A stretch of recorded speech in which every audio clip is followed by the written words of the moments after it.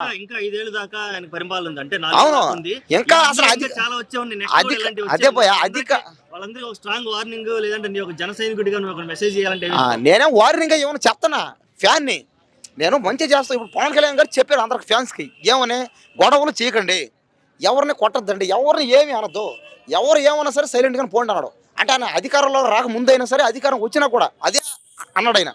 అంటే ఏపీలో కానీ ఎక్కడైనా కానీ ఆ పార్టీ వాళ్ళ మీద ఈ పార్టీ వాళ్ళ మీద గొడవలకి పోవద్దు, ఎవరిని ఏమి అనొద్దు, ముఖ్యంగా మహిళల్ని లేడీస్ని ఏమి అనొద్దు అని చెప్పాడు ఆయన.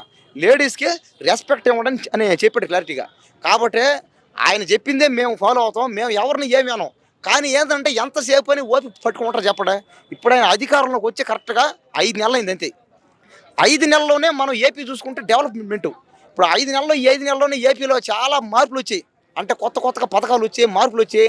ఇంకా డెవలప్మెంట్ అయ్యే ఛాన్సెస్ కూడా ఉన్నాయి. ఇంకా ఏది ఇప్పుడు ఏపీ ఇప్పుడు సింగపూర్ లెవెల్లో డెవలప్మెంట్ అయ్యేదానికి ఛాన్సెస్ ఉన్నాయి. కాబట్టి ఆయన ఇప్పుడు డిప్యూటీ సీఎం నెక్స్ట్ అంటే ఇంకొక 5 సంవత్సరాల తర్వాత ఆయన సీఎం, పక్క సీఎం ఆయన అంతే. పవన్ కళ్యాణ్ గారు ఇంకా నెక్స్ట్ ఇంకొక 4 ఏళ్ళు ఓపిక ఉంటాం మేము. ఇంకా ఖచ్చితంగా ఆయనకి సీఎం అవుతాడు. ఆడెవడో అర్జెంటుగా ఏదైనా పక్క చేసి పారిపో, ఇక్కడ ఉన్నావు అంటే నిన్ను మేమే చేసేస్తాం అంతే. Thank you.